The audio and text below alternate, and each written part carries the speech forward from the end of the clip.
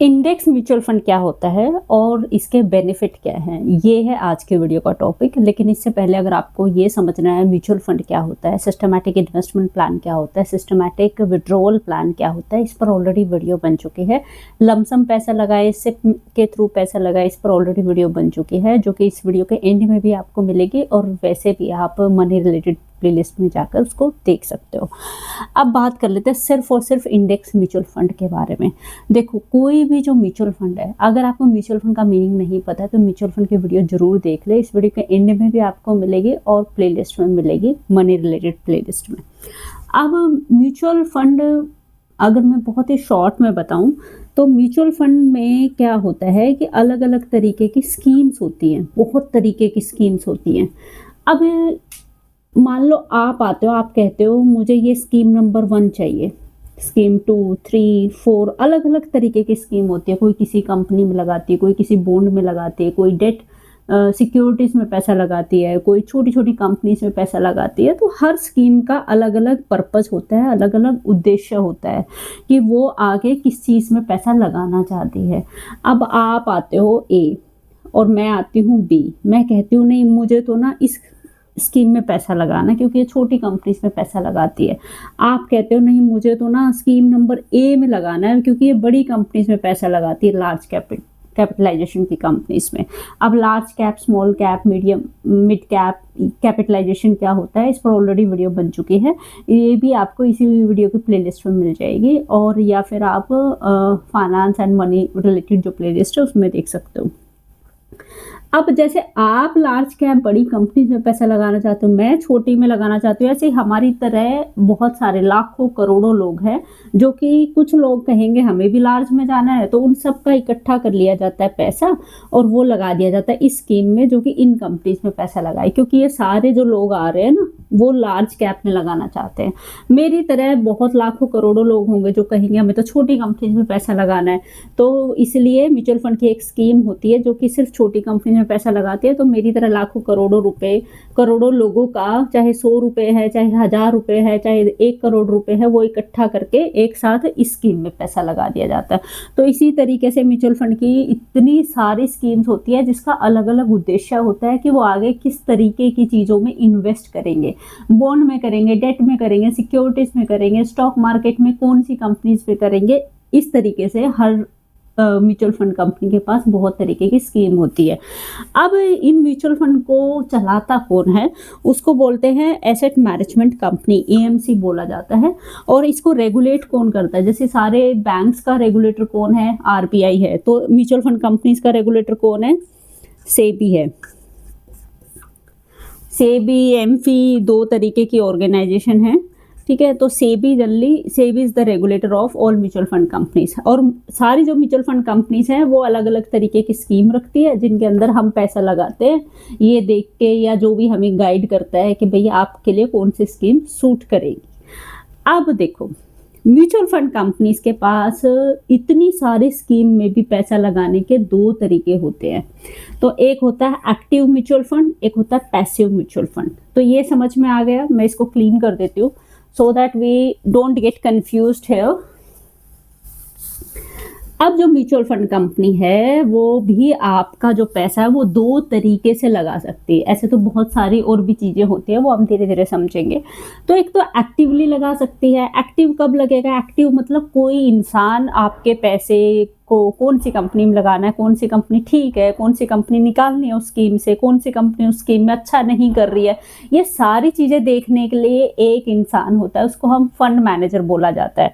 Fund manager employees होते हैं asset management companies के, म्यूचुअल फंड कंपनीज के। अब जो फंड मैनेजर है वो काम कर रहा है, सारी चीज़ें ऑब्जर्व कर रहा है, सब कुछ देख रहा है कि भाई ये म्यूचुअल फंड स्कीम अच्छा कर रही है, रिटर्न अच्छा कर रही है, कौन सी कंपनी निकालनी है, कौन सा जो सेक्टर है, जैसे कि भाई इंफ्रा सेक्टर है या फिर आपका एफएमसीजी सेक्टर है, बैंकिंग सेक्टर है, कौन सा सेक्टर अच्छा कर रहा है, नहीं कर रहा है, ये सारी चीज़ों की जो स्टडी है वो कौन करता है, फंड मैनेजर करता है। अब फंड मैनेजर करता है, देखो कोई भी आपके लिए काम करता है तो उसके एक खर्चा तो होता है ना, एक्सपेंस कॉस्ट तो इन्वॉल्व होती है। तो इसीलिए यहाँ पर हल्का सा एक्सपेंस का डिफरेंस रहता है। एक्सपेंस मतलब जो खर्च आता है आपके म्यूचुअल फंड स्कीम को मैनेज करने का, तो ये थोड़ा सा हाई होता है। जैसे कि पैसिव का अगर 0.3% है अब ये 0.3% उस पैसे का नहीं होता जो पैसा आपने म्यूचुअल फंड स्कीम में लगाया है पहले दिन, ये आपके टोटल अमाउंट का होता है। मान लो 1 लाख रुपए 5 साल बाद बन गए 3 लाख रुपए, 2.5 लाख या 2 लाख रुपए बन गए, तो 2 लाख रुपए का ये 0.3% होगा, ना कि आपके स्टिल 1 लाख रुपए का। तो क्योंकि पूरे पैसे को मैनेज किया जा रहा है ना, इस तरीके से काम करते हैं एक्सपेंसेस। तो 0.3 अगर पैसिव का है तो एक्टिव का क्या होगा, बहुत थोड़ा सा ज़्यादा होगा। तो it can be 0.7%, it can be 0.9% और इट कैन बी 1.2%। ऐसे एक्सपेंसेस का डिफरेंस रहता है पहली बात तो पैसिव म्यूचुअल फंड कौन से हो गए, इंडेक्स म्यूचुअल फंड, जिसको अभी हम डिस्कस करने वाले हैं, लेकिन हम सबसे पहले बेसिक समझ रहे हैं। तो पैसिव म्यूचुअल फंड हो गए index mutual fund. Active mutual fund जितनी भी म्यूचुअल फंड स्कीम्स हैं, अब मैं डिफरेंस बता देती हूँ। मैंने यहाँ पर एक म्यूचुअल फंड का एग्जाम्पल लिया है जिससे आप पता कर सकते हो कि इंडेक्स म्यूचुअल फंड कौन सा है और एक्टिव म्यूचुअल फंड कौन सा, नॉर्मल म्यूचुअल फंड। मेजर जो डिफरेंस होता है इन दोनों में वो होता है एक्सपेंस रेशियो का।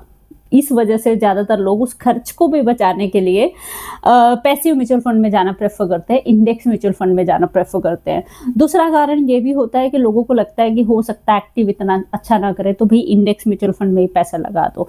अब सबसे पहले डिफरेंस क्या होता है इंडेक्स और नॉर्मल म्यूचुअल फंड स्कीम में। देखो, एक म्यूचुअल फंड कंपनी जिसको पहले रिलायंस म्यूचुअल फंड बोला जाता था, अब इसका नाम है Nippon India mutual fund company. Okay, so Nippon India small cap mutual fund scheme is the one scheme, small, जो कि स्मॉल कैपिटलाइजेशन की कंपनीज में लगाती है। स्मॉल कैप, लार्ज कैप, ये सब क्या होता है उसके लिए वो वीडियो देख सकते हो, इस ऊपर भी लिंक मिलेगा आपको। निप्पो इंडिया स्मॉल कैप, ये हो गई हमारी active mutual fund scheme. Active मतलब जो नॉर्मल म्यूचुअल फंड स्कीम है, जैसे जनरली जितने भी ब्रोकर्स होते हैं, ज़्यादातर जो ब्रोकर्स हैं वो आपका इसमें पैसा लगवाते हैं, एक्टिव में मोस्टली जो हैं। अब यहाँ पे जो खर्च है वो थोड़ा सा ज़्यादा होता है पैसिव से। पैसिव कहाँ पर, कोई भी जो इंडेक्स म्यूचुअल फंड का स्कीम होगी ना, उसके पीछे इंडेक्स जरूर लगा होगा। इससे आपको समझ में आ जाएगा कि मैं इंडेक्स में पैसा लगा रहा हूँ या एक्टिव में लगा रहा हूँ। तो जहाँ पर इंडेक्स म्यूचुअल फंड स्कीम है वहाँ पे उस स्कीम के नाम के साथ इंडेक्स वर्ड जरूर होगा, शब्द जरूर होगा। और अगर वो इंडेक्स नहीं है, एक्टिव है, तो उस पर इंडेक्स नाम नहीं होगा। ये डिफरेंस रहता है इन दोनों के अंदर। तो कोई भी म्यूचुअल फंड स्कीम, चाहे आप मिड कैप की म्यूचुअल फंड स्कीम ले, स्मॉल में ले, लार्ज में ले, कोई भी म्यूचुअल फंड, या एक सेक्टर की बैंक में ले, तो सेक्टर की ले, तो उसमें डिफरेंस यही है, जहाँ पर इंडेक्स लिखा है जिस स्कीम के साथ वो इंडेक्स म्यूचुअल फंड है, जिसमें इंडेक्स नहीं लिखा है वो इंडेक्स म्यूचुअल फंड स्कीम नहीं है, वह एक्टिव म्यूचुअल फंड स्कीम है, जहां पर एक फंड मैनेजर आपके पैसे पर एक्टिवली काम कर रहा है। अब आप कहोगे तो पैसिव को कौन मैनेज करता है? यहाँ तो फंड मैनेजर है, कोई सब कुछ देख रहा है, लेकिन पैसिव कैसे चलेगा?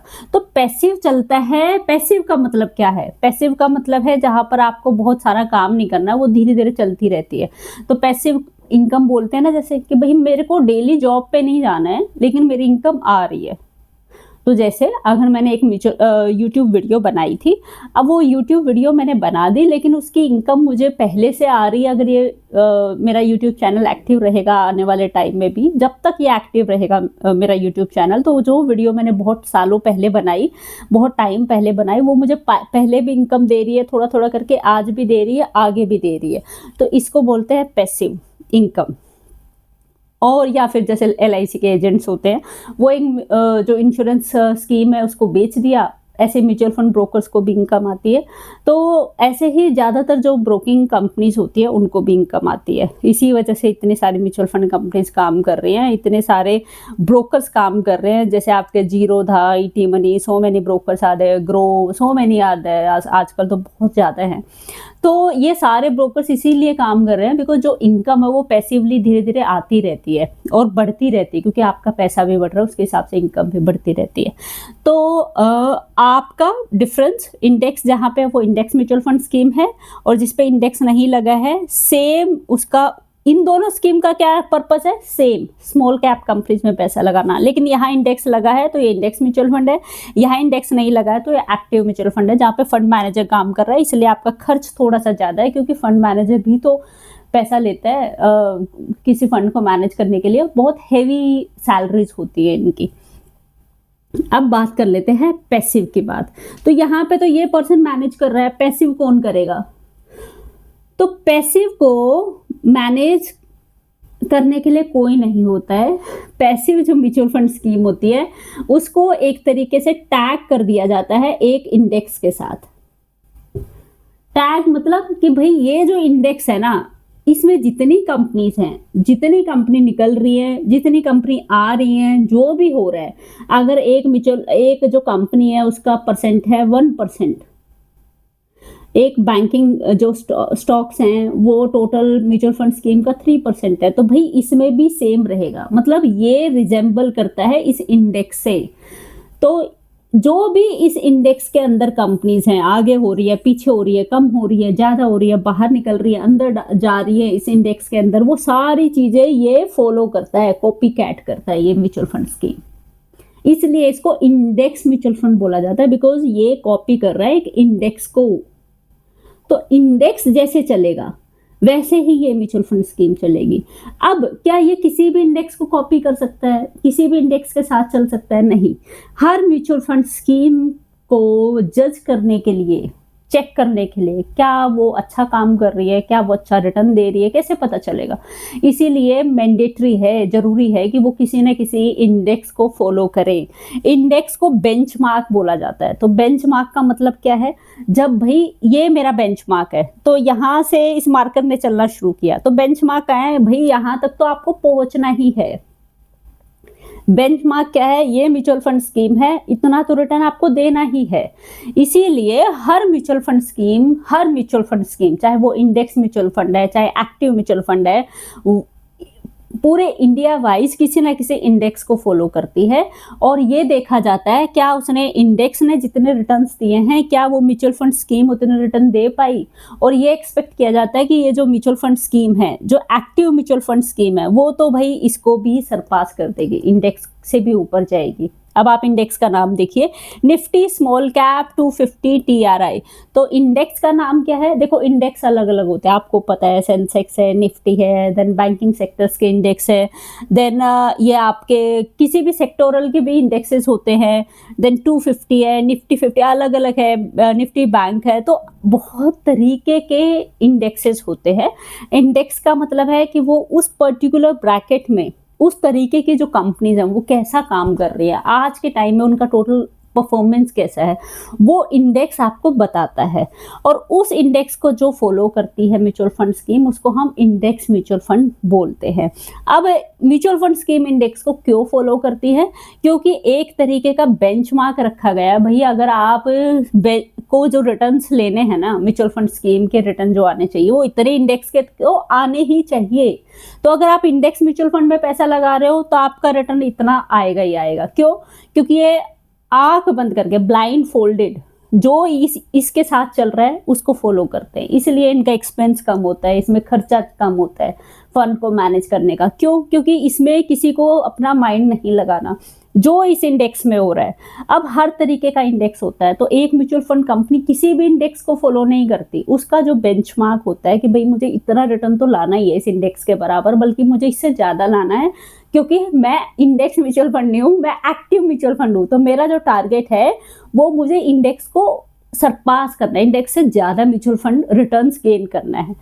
तो इंडेक्स म्यूचुअल फंड का पर्पस होता है, जो इंडेक्स को फॉलो कर रहे हो उतना रिटर्न मैं दूंगा ही दूंगा। क्यों? क्योंकि मैं तो वही सारी चीजें कर रहा हूँ, मैं तो उसको ब्लाइंड फोल्ड करके फॉलो कर रहा हूँ। जो इंडेक्स में चल रहा है वही सारा इंडेक्स म्यूचुअल फंड इस स्कीम में चल रहा है। जो निफ्टी स्मॉल कैप 250 TRI में चल रहा है वही Nippon India small cap 250 index में चल रहा है। क्यों? क्योंकि ये इसको बिल्कुल कॉपी कैट करते हैं हर चीज पे, पूरा सेम पोर्टफोलियो, हर चीज। इसीलिए कोई खर्च नहीं होता, क्योंकि यहाँ पे कोई फंड मैनेजर नहीं बैठता। ये सिर्फ रेजोनेट करते हैं, भाई जो इसके रिटर्न्स है, जो इसका पोर्टफोलियो है, जो ये कर रहा है, जिस कंपनी को निकाल रहा है, वही सारी चीजें सेम इसमें होती है। तो हमेशा इंडेक्स म्यूचुअल फंड का जो रिटर्न होता है वो उतना ही होता है जितना उस पर्टिकुलर इंडेक्स का आया है। अब आप कैसे चेक कर सकते हो? देखो इसमें तो कोई डिफरेंस नहीं रहता इंडेक्स में। तो मेन क्वेश्चन आता है सिर्फ एक्टिव म्यूचुअल फंड का, कि ये इंडेक्स म्यूचुअल फंड नहीं होते, तो यहाँ पर पैसा क्यों लगाएं लोग जब खर्च भी बहुत ज्यादा है। खर्च थोड़ा ज़्यादा है, डिफरेंस है, इसलिए पैसा लगाते हैं एक्टिव म्यूचुअल फंड में लोग। लोगों को उम्मीद होती है, या काफ़ी सारे म्यूचुअल फंड स्कीम है जिनके फंड मैनेजर्स ने इंडेक्स के म्यूचुअल फंड के इंडेक्स के रिटर्न्स को बीट किया होता है। मतलब अगर यहाँ पे 10% रिटर्न आया इस इंडेक्स का इस साल में, तो हो सकता है एक्टिव ने 12% दे दिया हो, तो उस एक्स्ट्रा 2% के लिए लोग एक्टिव म्यूचुअल फंड में पैसा लगाते हैं, ना कि इंडेक्स फंड में, कि भाई क्या पता हमारा रिटर्न ज़्यादा आ जाए। तो एक्टिव म्यूचुअल फंड का काम क्या है? इंडेक्स के रिटर्न से ज़्यादा रिटर्न लाना। और इंडेक्स म्यूचुअल फंड स्कीम का काम क्या है? जिस इंडेक्स को ये फॉलो कर रहे हैं बस उतना ही रिटर्न, उतनी ही परफॉर्मेंस, उसी को बिल्कुल रेजोनेट करना, उसी के साथ चलना जैसा वो है। जो भी कंपनीज निकल रही हैं, बाहर हैं, जो भी उसका पोर्टफोलियो, सेम चीज़ फॉलो करना। अब आप एक्टिव म्यूचुअल फंड किसको फॉलो करता है जब बेंचमार्क, कि भाई मुझे कितने रिटर्न लाने हैं, तो ये भी सेम को करता है। इसलिए मैंने एक ही म्यूचुअल फंड कंपनी की 2 स्कीम का आपके सामने एग्जांपल दिया है। ये इंडेक्स म्यूचुअल फंड है, ये एक्टिव म्यूचुअल फंड है। डिफरेंस, ये इंडेक्स को फॉलो करता है और ये भी इंडेक्स को फॉलो करता है, लेकिन इसका काम है फंड मैनेजर को बैठा के उस इंडेक्स को भी बीट करके ऊपर रिटर्न लाना, ताकि लोग इंडेक्स के बजाय इस म्यूचुअल फंड में पैसा लगाएं। तो अगर आपको लगता है कि कोई इंडेक्स फंड रिटर्न अच्छा दे रहा है, आप सेटिस्फाइड हैं, और जो उसी कैटेगरी की जो म्यूचुअल फंड स्कीम है वो उस इंडेक्स से बहुत ज़्यादा रिटर्न नहीं दे पा रही है, तो आप इंडेक्स में पैसा लगा सकते हो। लेकिन अगर आपको लगता है कि एक्सपेंसेस को काट कर भी, एक्सपेंसेस को हटाने के बाद, एडजस्ट करने के बाद भी जो एक्टिव म्यूचुअल फंड है वो इंडेक्स से बहुत अच्छा रिटर्न देता आया है, तो आप एक्टिव म्यूचुअल फंड की तरफ जा सकते हो। अब बात कर लेते हैं इंडेक्सेस की। इंडेक्सेस बहुत तरीके के होते हैं, तो हर जो म्यूचुअल फंड स्कीम है उसका उद्देश्य क्या है, उसी तरीके से वो उस एक पर्टिकुलर इंडेक्स को फॉलो करती है। कि भाई जो mid cap mutual fund schemes हैं वो किस को फॉलो करेंगी, वो मिड कैप इंडेक्स को फॉलो करेंगी। जो small cap mutual fund schemes हैं वो किसको फॉलो करेंगी, वो स्मॉल कैप 250 को फॉलो करेंगी, स्मॉल कैप 50 को करेंगी, 100 को करेंगी। ये अलग अलग कैटेगरी होती हैं। तो जिस म्यूचुअल फंड स्कीम का जो भी पर्पज है, उद्देश्य है, और वो उद्देश्य पर्पज जिस इंडेक्स के साथ मैच हो रहा है वो उसी को फॉलो करती हैं। तो यहाँ पे खर्च कम होता है compare to active mutual fund category. और एक्टिव का काम क्या है कि मुझे इंडेक्स को बीट करके जाना है, ऊपर जाना, ऊपर रिटर्न्स देने हैं। और इंडेक्स म्यूचुअल फंड का इंडेक्स म्यूचुअल फंड का जो उद्देश्य है वो इंडेक्स के साथ साथ चल रहा है। जो इंडेक्स कर रहा है, जो इंडेक्स का पोर्टफोलियो, सारी चीज़ें कॉपी कैट करनी होती है। तो ये था इंडेक्स म्यूचुअल फंड। आपको लगता है कि ये पर्टिकुलर चीज़ या पर्टिकुलर स्कीम है जिसका रिव्यू मुझे करना चाहिए, आप कमेंट बॉक्स पे कमेंट कर सकते हो। मिलते हैं नेक्स्ट वीडियो में। Bye bye.